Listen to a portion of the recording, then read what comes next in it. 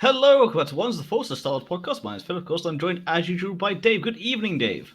Good evening, my friend and brother in the Force. How are we doing? I am very good. I'm very good, my friend. And of course, here we are for our usual and brand new breakdown for Resistance. And we have quite an episode this evening to talk about. Honestly, we've spoken before how I got into Rebels. I love Rebels. It was awesome. Got into Resistance late from the first series. This second episode of this show has absolutely blown me away. Absolutely loved it. Absolutely loved it. Well, as I was saying before we came on, they are pulling no punches this time round. Oh, they're really not. It is straight into it. It's brutal. I think it was the same. They may have had a meeting beforehand and they go, we've only got 2 seasons. We kind of need to pick up the pace here, and they've just gone straight at it. It does feel like this could have been the second episode in an opening two-parter, as if they had put it out one-on-one as they have done in the past. However, no complaints there. Gives us more content, gives us more things to talk about, gives us more things for us to talk to you about. And what a show. This is one of those things where they have just absolutely just nailed it from the start. Absolutely. I was just going to say, like as you said there, I mean, this is obviously the first 2 episodes that they got to see at Star Wars Celebration. So I can see why these were 2 together and why you could see them one back to back. It worked so well as a 2-piece, but it's this episode for me blew the other one out the water. Well, it's just like when we saw the first 2 episodes of Rebels Season 3 and we sat there and we walk out there going, I now have to wait months for it to come out, and the first 2 I already know, so I have to wait for the third one. Yeah. Lord knows the fans of this who saw it at Celebration going, we've seen this, we want more. They now, of course, get episode 3 coming next week, so finally everything's going back to normal for them. But for us, it's a case of, oh dear God, why can we have this sooner? Of course, they've seen it, we now have.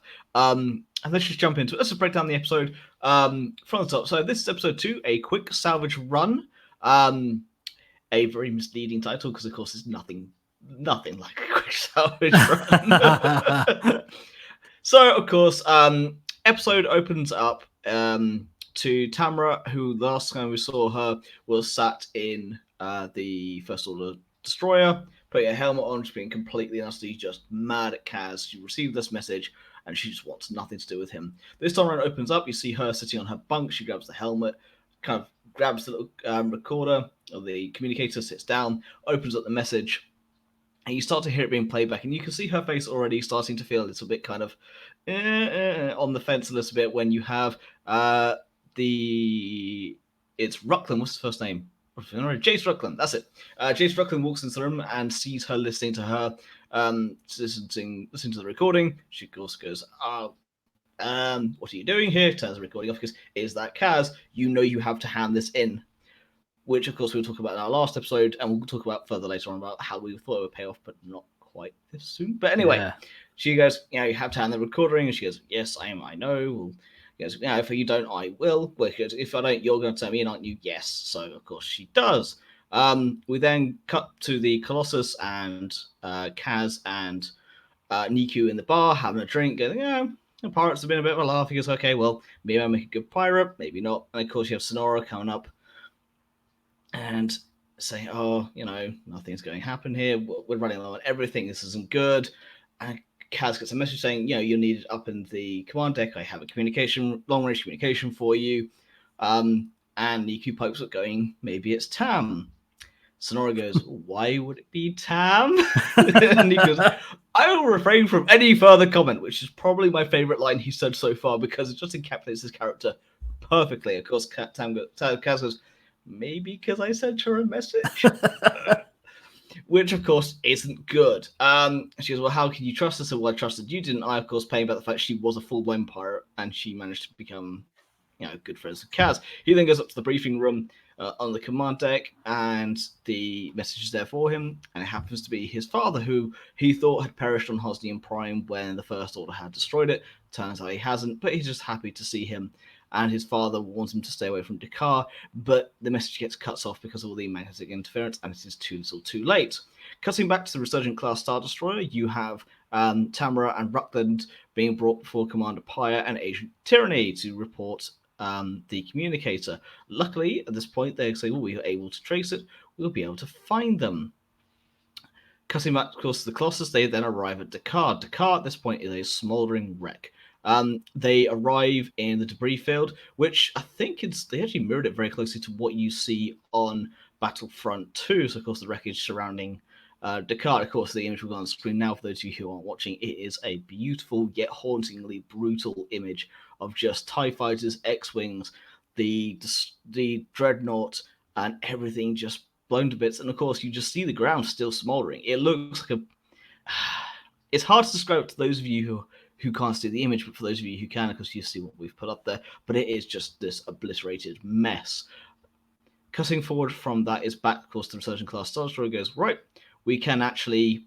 that's the point they go to the pirates gang, so we need your help salvaging the coaxium fuel off of this because we have run out complete at this point. They go, we want to jump away from here because the first one are far behind. They go, well, we've run out of coaxium fuel, we can't. So that's my bad at putting it in the right order. Then they go down to the pirates and go, well, at that point they go, yes, we'll help you because Sonora pipes up because there's lots of weapons there. They go, okay, we'll help you, but Ryder Dozer owes us big for this.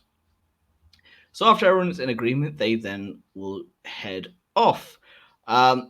Unfortunately for them at this point, they have, for the First Order, have learned how to track the communicator. They've unscrambled it, and then Commander Pi and Agent Tyranny go and talk to Tamarin and Ruckland and say, we've been able to trace them to Dakar, and we've got a little present for you. We're going to show you what happens to those of the resistant to kind of, get in our way. Tamara, of course, is not exactly thrilled about this, and Pyre and Tyranny kind of look a bit quizzically, and Tyranny's like, are you not happy? Are you not entertained by all this?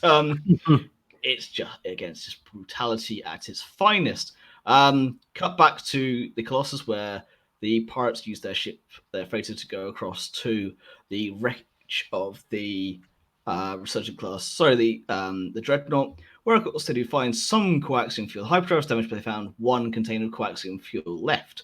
It is of course damaged, so they kind of had to remove it very carefully. However, at this point, the First Order shows up, and this is, of course, not something they want to see, and they have to remove the coaxium as fast as they can, without damaging it in any way, shape, or form, which the pirates do not understand. So at this point, they are being fired on inside the wreckage, and Tamarin's forced to look on. Well, she feels forced to watch on, of course.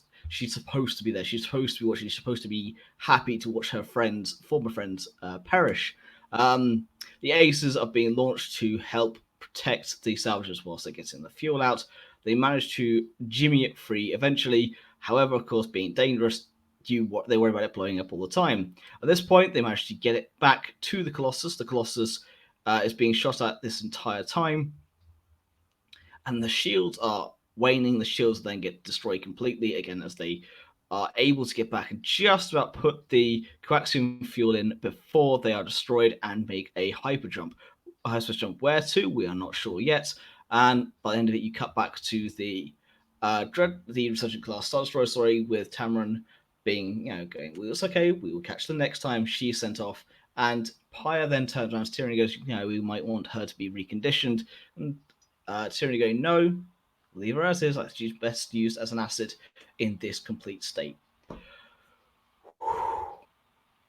Deep breath, because that's a lot to break down in just a few minutes. There's a lot to talk about in this episode. Yeah, it is crazy that, you said that. To be honest, there's not a massive amount of story in here. It literally is about it's a story about getting fuel, and that's literally what the main crux of the story is. Well, but I think it's everything that's behind that.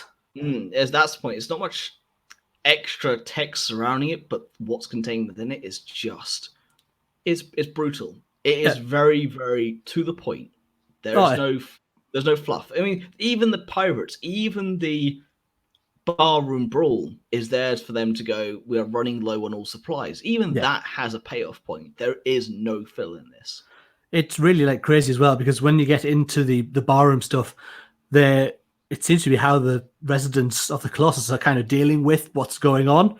We're just going to get drunk and pretend it's not happening. Well, you know the plan. Go down to the Winchester, have a pint, wait for us to blow over. Nice.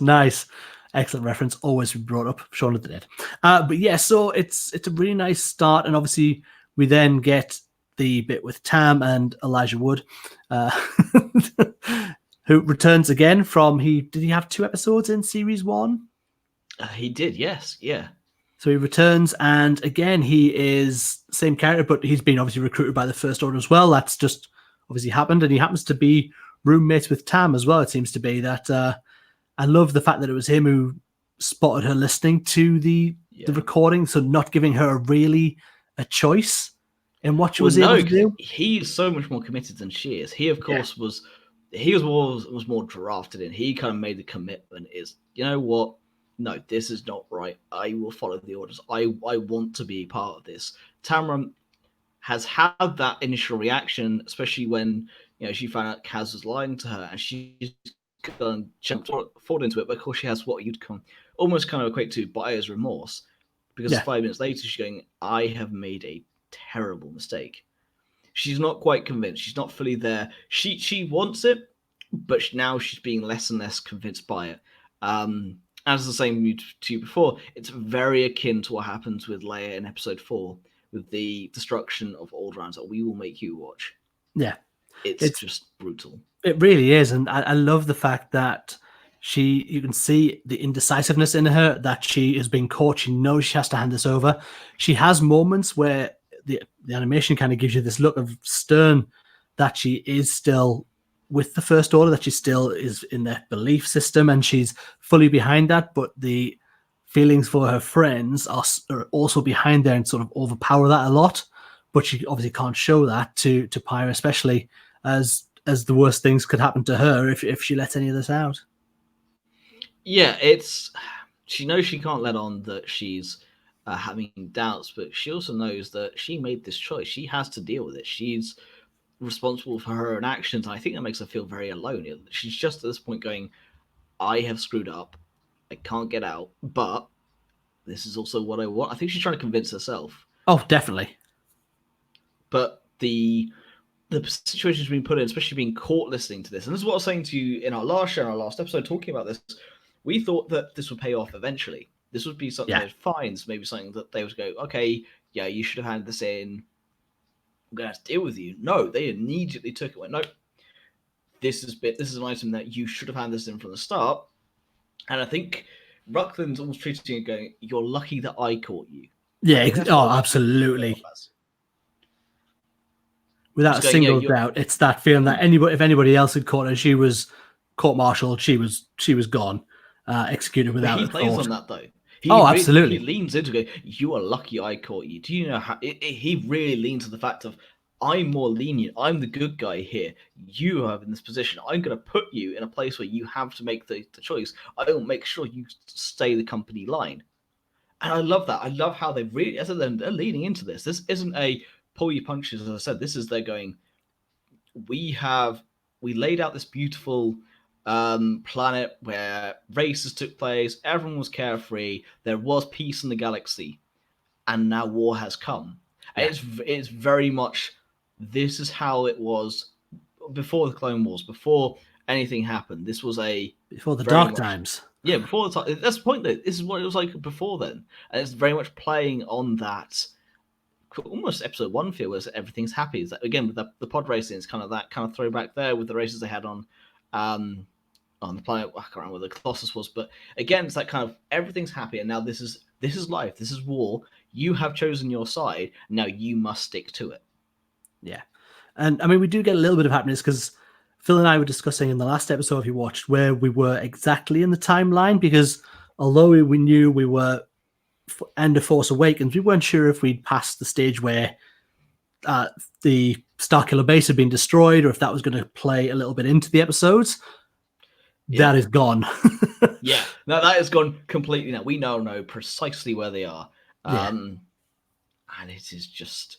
It is. But before we kind of get to the awesomeness of that point, we do get some happiness for Kaz at the beginning of the show.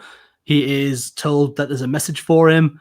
He gets that message, and it's from his dad. He finds out that all of his family were off-world when Osnium Prime got struck by Starkiller Base.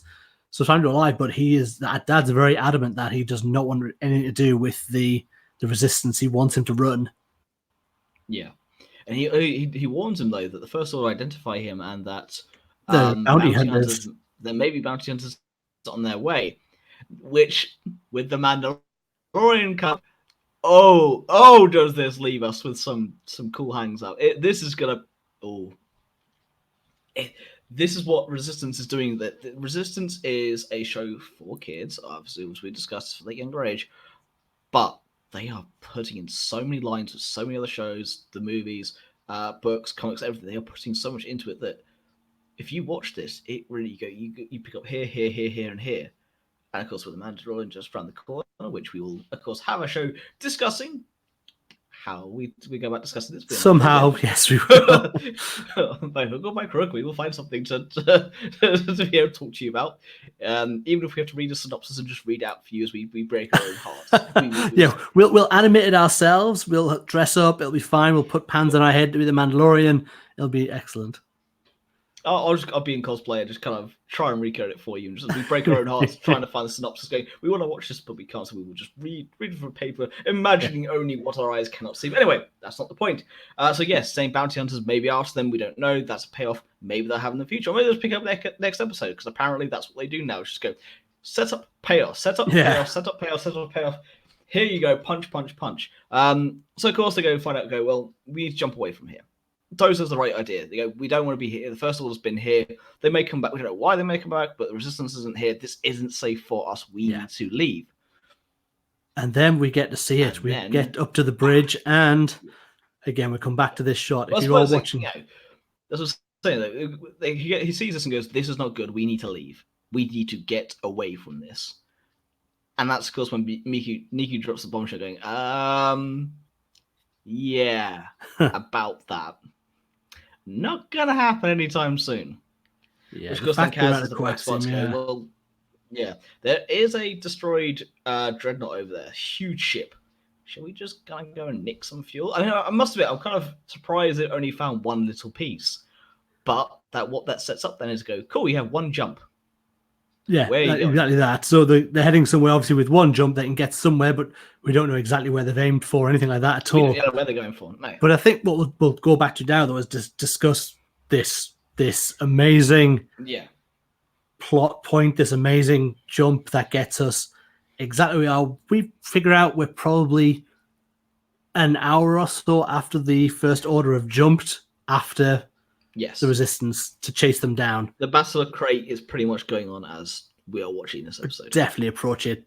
Rose is on the way to Canto Bight, and can we please have this instead of Canto Bight? And I love The Last Jedi, but give me this instead of Canto Bight. But I was absolutely blown away when I saw this I did not expect, even if we were heading to Dakar, which we knew we were trying to get to from the first episode, I never in my wildest dreams thought that we'd see this close to The Last Jedi. No. From where we were last week, where we didn't know exactly where, I thought we might get there before. Yeah. And we might get them in the Rebel base a little bit, something like that, the Resistance base. But no, we got there right in the battle. We are in a time frame. We're in The Last Jedi now. And oh my word, to see the X-Wings, bits of those floating around, there's bits of bombers floating around, and the remnants of the destroyed dreadnought just floating there. It's beautiful.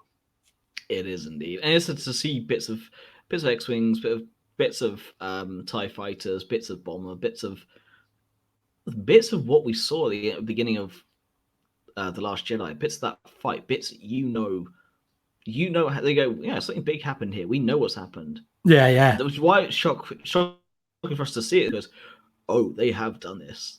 They have gone full bore. No, we're not gonna pretty it up. You have landed in the aftermath of a war zone. Have fun with that. And it's stunning. Oh, it's absolutely incredible. As I say, never expected in my wildest dreams that we would get something like this in this show. To get the remnants of Dakar still smoldering underneath the blast that went from the well, it says you have said often, and I've just looked at it all, is the ground is still red. Yeah. It's still raw, and that's how you know it's a mere hours. That, because the ground is still red. We know from natural disasters that the ground can stay in that state for days, but you still see the smoke rings. You still see the actual aftermath of the hits. You know it's more close akin to hours, not days, because the rest of the actual planet is still kind of you can see the effect just kind of slowly but surely kind of making it. It's just this. Again, Dave, you want to put the picture back up just for a second so I can. So for those of you who are watching the video itself, I do my best to say for the audio, you can see it. We might put it on Facebook or Instagram or Twitter or something, but for now, for those of you who are watching along, you can see what I'm talking about here. The actual smoke effects, the actual rings of devastation, the fact that you can see just on the ground, because in the planet, in the atmosphere, you can see the clouds, but just below that, you can still see these smoke rings of just death. It's beautiful yet haunting for the younger audience. They see a debris cloud and they see a red dot. For those of us who are a little bit older, can just it's more the gravitas, the gravity situation is just it's more palpable. Oh, definitely. I love this shot. I love we see Dakar in the background. I love that we see the debris field that's just surrounding the planet where the battle's just happened. It's amazing to me that we've gone this far into it, and the fact we now have our time that we're with the Last Jedi, we know where we are. Oh, I was over the moon with that. I mean, honestly, this has excited me more than quite a bit of Star Wars did. Even a lot of Rebels didn't get me as excited as this episode of Resistance did because of how close it's taken us to the movie. Indeed, and it's one of those interesting points when we talk about Rebels. We know when it's set, we know what's happening, we know where the end will be in a broader spectrum in terms of the actual timeline of the films and all the rest of it. To see Kanan, to see Ezra, to see their journey, to see the journey of the Jedi, what happens, to see Lothal's journey, to see the siege of Lothal and everything come up through that, to see from the beginning to the end where the rebels go, what happens with Thrawn and all the rest of it. That's cool. This is Uncharted, though. This is timelines we've just barely scratched the surface on. There's the Poe Dameron comics, there's the Age of Resistance comics that are going on as we speak. They're being released weekly at the moment, that are giving light to this era, but we don't have a huge amount of substance to it at the moment. There are bits and pieces, there are books, there are comics that are saying, this is Uncharted, and I love it. I am very happy to see they are going, okay, here's episode 8, and here's where we are. Yeah. We are inside. It's just this. It's so close. And yet we know that the next jump leads them somewhere else entirely, and we don't know where that'll be. Yeah. I think it was just that bit. I mean, what I love now even more than that is the fact that it wasn't just going to be this one shot piece that you saw, and maybe they were then going to move on quite quickly. Once you knew they didn't have coaxium to do the jump, they couldn't really go anywhere apart from really slowly through space. So to then know that we were going to go on board the Dreadnought, or at least part of the Dreadnought that's been blown off, was awesome. I love that they had to get the pirates to be part of this, to come across with them, that they needed these guys to come help them, and kind of sold at them like, if you come across, you'll be able to get lots of parts and guns. Yeah. It's like, it's what when you kind of have crack, and then to go to almost go to them afterwards and go, why didn't you open with that? They should have gone, look, destroy Dreadnought out there. You know you can get a bunch of weapons, right? If you just give us a lift, we need to nick some of the coaxium so we can make a jump out of here. It'd be a bit safer for everyone. It helps you out, but you might want to go grab those weapons. If they'd open with that, everything would be fine. But of course, they're not that clever. They can't kind of think on their feet in that kind of way. And again, you then don't have Niku being his just completely honest self. I can't remember who does the voice of Niku, but I wasn't really a fan of them before this show. Niku has just grown on me. And Niku's fast become my favorite character purely because I just love how he just puts his foot in it every 5 minutes. Yeah, I mean, he certainly is played. He's the character that gives you the last because of the way his set, and it was set out very early on that he just says what's on his mind. He doesn't have that filter to be able to see that way, so he sees everything for exactly what it is. And you're right, I do like that. And it took me a little while again. You're right to get used to his character and the way he spoke, but yeah, I really enjoyed him in this episode, especially it's that line where he goes, I will refrain from making any further comment. It's just this perfect line of goes, I know I've screwed up. I'm going to get apologies for it. I'm just going to kind of leave you in it. Have fun. In him getting the coaxium, obviously they found the coaxium, and it's been on StarWars.com that they've actually the cylinders. I love the little lecture he gives though. the safety lecture. It's really good. I love that he's getting this as well. They've shown on StarWars.com, so I was just saying that The canisters are based on designs they did for Solo as well when they were doing the designs for the canister in there. So these are actual designs that they didn't use, but are now getting put into Resistance because they were being shot or they were being made around the same time. Again, it's that kind of Star Wars family kind of coming together there, and of course, then they have the little tube as well at the end where everything's kind of being shot at, and they kind of have to put it in, and it is that very much okay that they're gonna make it, but well, do you? Yeah. Josh Brenner, is the guy who plays Niku. Yeah. But that's the whole point of Resistance. You kind of go, well, do they make it? You can't. There's no guarantee with these characters. They're not in the films. There's a lot of risk, and you don't know if it'll ever pay off. There's no kind of end game. I like that in terms of let's say end game. There's no kind of we don't know what the result is yet. We haven't seen the finale. Yeah, we don't know what's going to happen to them. But so at the moment, they could kill off any character at any point. Yeah, and I like that. I like going into it with a completely fresh look at everything. Going, well, we don't know what's going to happen on a week-to-week basis. And of course, again, I made a joke about this before we went on air. How they were able to be shot at, and the shields were able to be depleted because they weren't at a far range. They can actually make damage. They can't run away. Shoot them before lasers. There's no slow race through space here. But I did love that the First Order turned up quite quickly as well. Like you maybe thought they might get there towards the end, but they got there literally right in the middle of the mission. So it wasn't like you think they might just miss them. You get there and then you see them jump. Exactly that. So they were there, but just very briefly.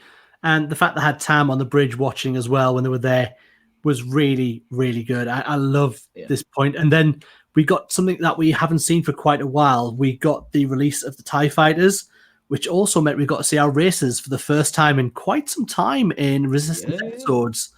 When, if you think back to when the series was launched, we were very much sold on this is going to be about a team of racers on a planet doing cool little racy things.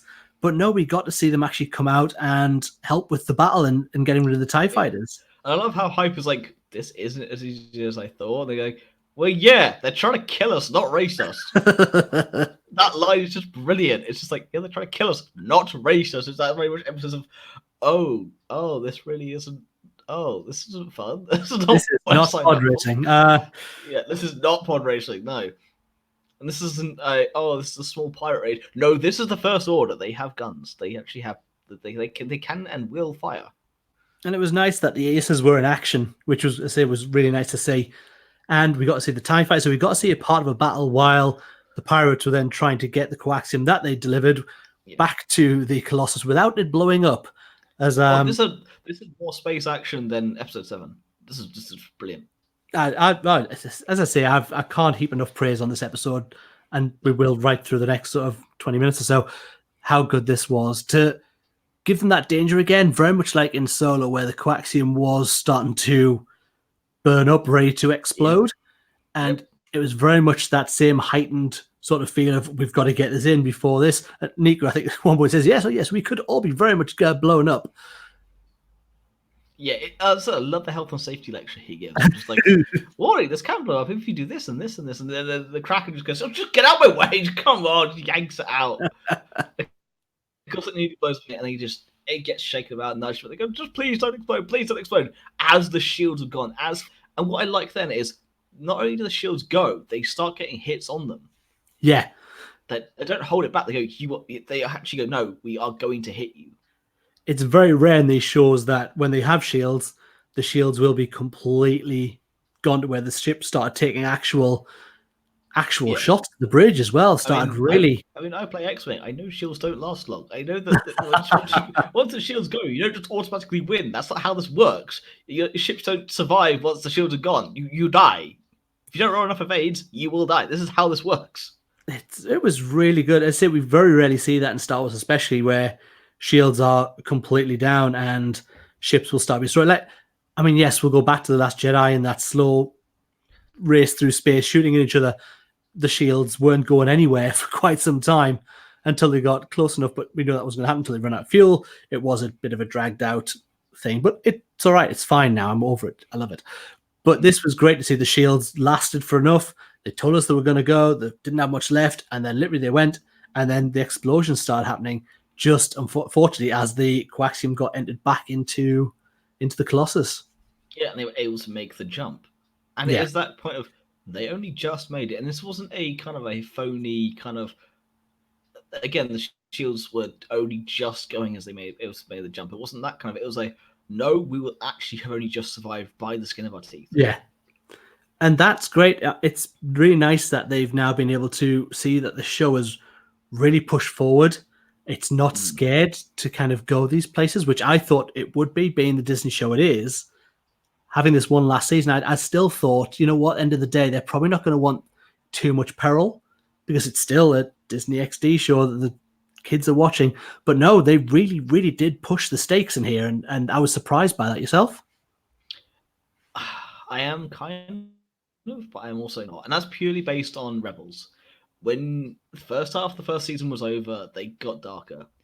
And then you go, okay, maybe season 2. No, they continue to push into Vader's, putting Lothal on lockdown and goes, cool, Tarkentown, that kind of little place where they house all the refugees and they kind of, they get some supplies to kind of keep them going, but keep them under lock and key. Burn it. Yeah. Why? Just burn it. No, awesome. no reason, no rhyme. It's to go, well, they have sympathy. We will exploit this. Yeah. And it gets darker and darker and darker, and more serious for Rebels as time goes on. So I'm not surprised they've gone for it. What surprises me is how quickly they've gone for it in season 2. They have just gone. You could quite easily, like with episode 7, episode 8, you could watch these shows back to back, and the darkness we started doing season 1, we just continued it. This is the track we've gone down. This is how it will end. This is how it will go. We have gone down this path. We will continue to the end. Dave Filoni made a very good point when he introduced this show, saying, yes, it's for a younger audience. It doesn't necessarily mean it's for kids, per se. It's for a younger audience. Star Wars, as we know by from George Lucas, from Dave Filoni, from everyone, Star Wars was made for kids. Kids doesn't necessarily specify an age in that realm. If it's for the child at heart. And surrounding that is some pretty serious matter. Yeah.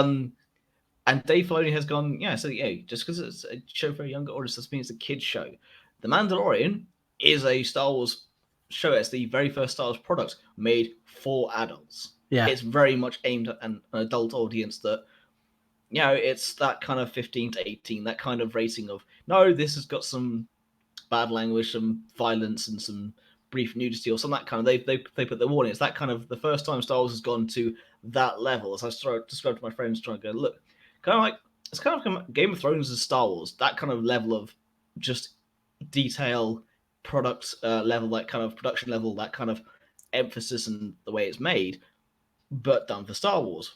Resistance is a show for a younger audience, but it's, again, got those adult themes. It's multi-layered. It's for every age. It may be aimed at kids, but it's aimed at everyone. And, you and I aren't exactly younglings. No, definitely not. No, I mean, it's very much this point. We're way beyond that. I mean, myself included, I'm fast heading towards 30. Still love it, though. And this is it's a fantastic example of how Star Wars has so many layers. And I thought as well, we're coming to, after they've sort of jumped, we are towards the end of this episode, we're back with the First Order, and we get more information on Tam being allowed to be as she is. They haven't kind of set her the way they want to with all the rest of the clone troopers who have been. Well, they don't use, but they don't say brainwash. What's the word they use? Sorry, reconditioned. Well, yes, reconditioned. Yeah, they're clones, you fools! They're kidnapped children. Remember? Yeah. So reconditioned. How is that any better? How is that any better? They're not clones. They're kidnapped children. Pyre wants her reconditioned. He wants Tam to recondition, so she's just like a standard clone, not clone, a trooper. But then it is said that no, let's keep her as she is. She's much more of an asset with the knowledge, and she'll probably help us get back to the Colossus again. I just thought that was quite a dark theory. That Pyre was like, just basically wipe the droid's memory. Let's move on. It's quite creepy. That's the point. That's the point, though. It's that whole just recondition her. We need fresh troops, not pieces of meat that think. We need soldiers. We need, and they dismiss it by number, not by names. Tam is no longer being used. That's the point. That's the entire episode. Tyranny doesn't call her Tam. No, she uses trooper just a trooper number. Yeah, 533. and that's a very key point. Is they're just dehumanizing her further. And the last moment of that sort of whole thing really is her saying, which is she dismisses her off the bridge. Put on your helmet. Yeah. So it's like Tam is then no longer Tam. She's completely disappeared into that. She's to now put a helmet on, just like Finn is told at the beginning of Force Awakens, who told you to take off your helmet. So it's very much that's your uniform. That's what you wear. I don't want to see you out of that again. You're not a face. You're a number. You're expendable. Much. Remember that. And it's something's been installed from Star Wars from the beginning. Is with TK-428. Why are you not at your post? It's not.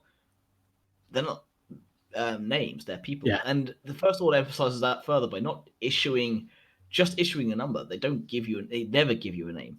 Finn even says himself, "So what's your name? FN2187. FN2 what?" Yeah, they didn't give us a name. They just give us a number. It's always known, yeah. You're a faceless corporation. You're a faceless fascist organization.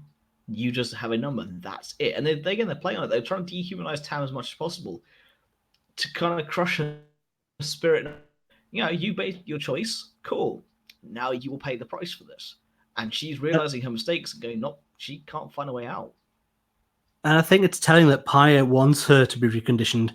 I think he can sense that while she's not, she is still a risk to their larger mission, that she could cause a problem. Which is then Tyranny is like, yeah, I know that. But with her being as she is, she has a better chance of going, I made a mistake in trying to get in contact with them and bringing us closer to them. She wants to use her weakness to her advantage. And Tam, it was nice to see the relief on Tam's face when the mission failed. The Colossus got away. She did this big relief. And then, but there. Just for a second though, she snapped straight back into it. She realized, if they catch me, I'm gone. I'm a goner. And they have brought me here for a reason. They brought me here to watch my friend's peril. Yeah. And she's then, happy they got away. But yeah. I was going to say, really, the last thing then we got was Kaz talking again, and it was brought up to him that the fact that the First Order found them so quickly was probably because Tam had sold them out and given the recording to the First Order, which Kaz was quite almost taken back by. Like, no, she wouldn't. That's not what's happened. She wouldn't do that. Yeah. Whereas we know fine well that's she did. And while she was under the fact that she got caught and she probably had to, she wasn't under that much duress when she did. She was quite quick to do it as well. She didn't fight to say, I'll just keep this to myself. So Kaz was quite shocked. That's what I'm looking forward to then in the next few episodes, is watching how that plays out, whether she does toe the line or whether she'll go back. I don't know if she will. Well, the big spoiler of the first series was that Tam went with the First Order. Whether she gets through the series or whether she is actually able to be saved and brought back, you're right. Right now, she's very much split with her loyalties. And I think that is telling of how they're doing this story. Yeah, and it's one of those things we don't know. At this moment in time, we can't tell you where she'll go, what she'll do. We'll look back on these episodes and go, okay, we can see where she was going. We think, we can theorize. My theory is that she will eventually find a way to get back to her friends and apologize for the mistake she has made, and everyone kind of make their peace.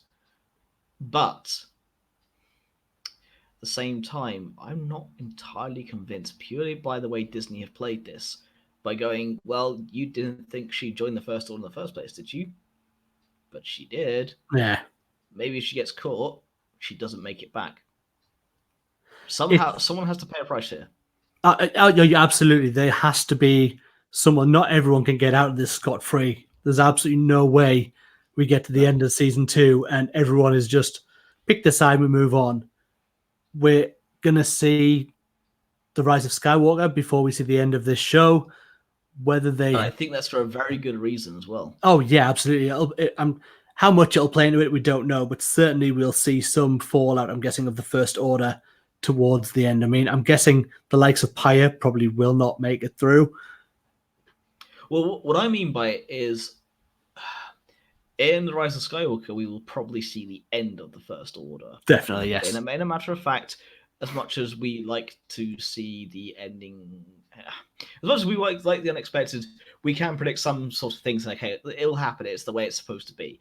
How it happens and what happens there, that's what excites us. Is how they're going to get to that point and how we're going to celebrate that and what the biggest payoff will be. We knew at the end of Return of the Jedi that the Empire was going to lose. We didn't know Vader was going to kind of turn back to the light and become Anakin. We didn't know that Luke would basically become almost not even become the chosen one, but become who he became, to throw down his weapon, to bring his father back, to kill the Emperor. Vader to kill the Emperor. We didn't see that coming.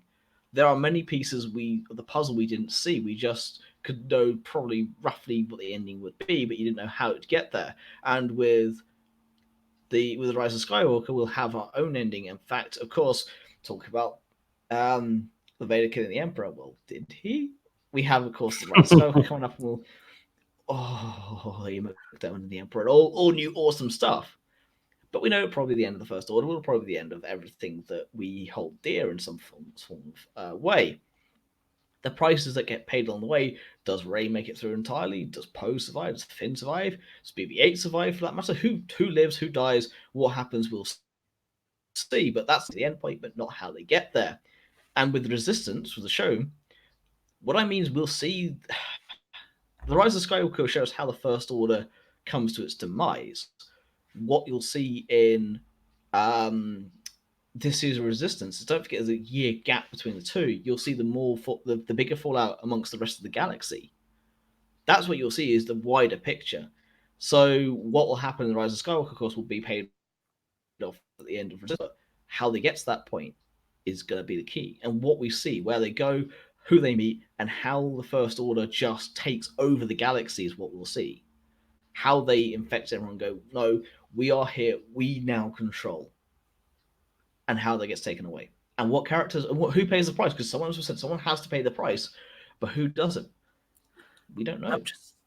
I'm just really, really excited that we're 2 episodes in and I am this excited about this show and to see the upcoming episodes. I can't wait for next Sunday to roll around to see where the story takes us. I'm so much more excited than I have been for the show since it started, since this. We apologize that George isn't into it. Like, George, why are you not watching this? It's so good. Yeah, honestly, he had a flicker of hope when he saw the Dakar shots today. We showed in our group chat. I was like, look at what's happening. He said, that's how you sell the show. And you know what? He's right. For people who aren't into this, that probably is a really good get into the show. They saw the art style as a gimmick, and now we don't even talk about it. No, it's on a serious note. We haven't watched the style at all. No. Oh, it hasn't crossed my mind once watching the second series. No. As I think we did a roundup of the first. Well, we did do a roundup of the first series, and it was still an issue for me where I wasn't overly fond of it. But I have not given it one thought. One iota has entered my head about the animation style. I have been in it for the story, and I have loved the first 2 episodes of this series. That's the thing. Clone Wars is different to Rebels in its animated style. Rebel and Resistance is different to the both of them. Doesn't make it any less of a good product because the style is different. Yeah, it's the writing that matters, and in this, the writing so far has been spot on. Yeah, a couple of filler episodes, but there's no droid floating in space singing silly songs. Don't make me angry, Phil. Hey, I vehemently hated AP5. I had to put up with George's love of AP5. God damn it! I will drag AP5 through the dirt. I do not like him. No one did, apart from loads of people on the internet. But that's fine. You can like what you like. That's okay. It's all right. We're friendly. Community here. I actually refuse to fly him in X-Wing purely out of my own volition. I flew him occasionally a couple of times just because he's useful. Okay, I don't like him. He's just useful. He's a tool and he'll be used as such. So, Phil, what are your overall thoughts on this episode of Star Wars Resistance? Do I really need to say anything? I have said enough this show about how I feel about this particular episode of Resistance and my thoughts going forward. Not only am I sold, I am just waiting for the next episode. I cannot. This is one of those shows that, like Rebels, I watched from the beginning. But unlike Rebels, by the time you got to season 2, this is just Rebels was good. The writing was amazing, and I love that show. This is just the writing is just on another level. It's certainly. I'm hooked. I really am. I Yeah. prefer Rebels over this. Don't get me wrong. I love Rebels more than Resistance, but it's just incredible. The show is just fantastic. It now makes me feel much better. They've done 2 series, and that's all they're going to get.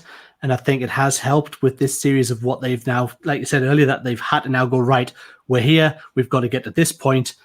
We've got no time to kind of have them off on silly adventures. This has got to all be meaning stuff. Can't be just Kaz fixing something, go and find some parts and bring them back by the end of the episode. It's now going to be all about the end goal of the mission. And I'm so excited for the next episode. We have 17 episodes left. We have 19 episodes total for this season. So we know that we have 40 episodes total, I think. 39 or 40 episodes total. It's not a lot of time left to tell quite a lot of story. Yeah. And I can't wait to see how they do it. Absolutely over the moon with it. I was on the fence. I am over the fence. The fence has been broke apart, thrown at the side. Bring on more Resistance. It's been used to make a campfire to sit around and talk about. That's what it's been used Yes, absolutely, sir. Yes. This is just where it's going to be, and we are here for it, and we can't wait. And of course, you'll see us back here next week talking about the show as well. We really do have probably a packed week next week. We've got a lot of shows coming up, especially if certain trailer drops. We're probably now not expecting that. We were expecting that if you're watching us live. We thought this might go live tonight. There's been a lot of speculation. Looks now likely that's going to probably be next Monday when we get a trailer, the 21st? October 21st, Carrie Fisher's birthday. Do not forget that. So yeah, we're going to probably look at that. So we have a lot of shows coming up. Phill and I will be back with the Resistance show next week. We'll also have our list show this Sunday. And then our fortnightly show, our main show on the Wednesday. I don't know what we'll have to talk about by the time we get there. Don't forget though, whether you're watching this now live or which you are, thank you for joining us. If you're watching us back later on, thank you for watching us. If you're listening to us back later on, again, thank you. This coming Wednesday, we also have our guest appearance on WSTR's latest show as well. Yeah, the Galactic Public Access. They will be releasing a new episode on Wednesday. Phill and I were fortunate enough to get to be guests on that, and it was a really good show, really good chat. We went through quite a few subjects and talked a lot about the British influence of Star Wars. Yeah. I butchered our exit because it got to 4 o'clock in the morning. I was out of coffee and absolutely shattered. It was really good though. It'll be well worth it. I can't wait to hear it myself as well. So yes, Wednesday, October 16th, that will be out. This coming Sunday, October 20th, we will have our list video. We're not quite sure what we're going to do yet, but we'll have something in the works so that we can guarantee it. On the Monday night, on October 21st, Monday Night Football is when we now really anticipate the trailer to be dropping. It could drop tonight, but it'll most likely be next week, the 21st. It could drop tonight, October 14th. So yes, we have, as I said, we've got tonight's show back on Wednesday on WSTR show. Go to that. Go help them out. Go watch them, subscribe, give them all your love as well. Then we have our list video coming up. Then you have the breakdown of that episode of Resistance, which is live fire. We have no preview for that currently, so we can't kind of preview at the end of the show. We'll then have, hopefully, trailer breakdown, then our fortnightly show, and then we all collapse as we go, what's not to talk about? However, it's what we said all along. Wait until Triple Force Friday comes along, and then everything picks up. And, of course, with this going forward, we'll then have to the end of Resistance Season 2, and then, oh, look, we got The Mandalorian coming out, and we'll have then Clone Wars Season 7 coming as well.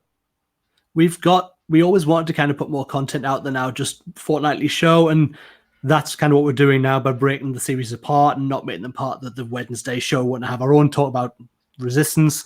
We are going to lead into Clone Wars. We've got a lot of content coming, so get used to these faces, guys, or listen to these beautiful, beautiful voices. They'll be in your And ears. George will be joining us for some of those content, some of that content, I'm sure. Basically everything other than Resistance. Yes, he won't be absent for everything. He won't be my long-running joke forever. Dave, is there anything else you want to say before we end the show there? No, just really a massive thank you to everybody who has watched, liked, listened. It is lovely that the show itself is growing. We're getting more listeners. We're getting more likes on our YouTube channel. We've got a few more subscribers on there as well. So really, thank you so much. We are absolutely so grateful for every like listen and view that we get. So thank you, guys. Indeed. So, as per usual, don't forget to like, share, and subscribe. You can find us at One of the Force of Star Wars podcast on our Facebook, Instagram, and Twitter at The Force Podcast. You can find the show later on YouTube, or if you prefer to listen, you can find it on Podbean, Stitcher, Spotify, and iTunes. As per usual, you can also find the link in the description below on our YouTube videos for our Teespring, for our merchandise. We're not wearing it tonight, but you can find it. It is fantastic. So don't forget to go there. Leave us a comment, leave us a like, tell us things you want to see on the show. Any ideas for this video, please post them up there.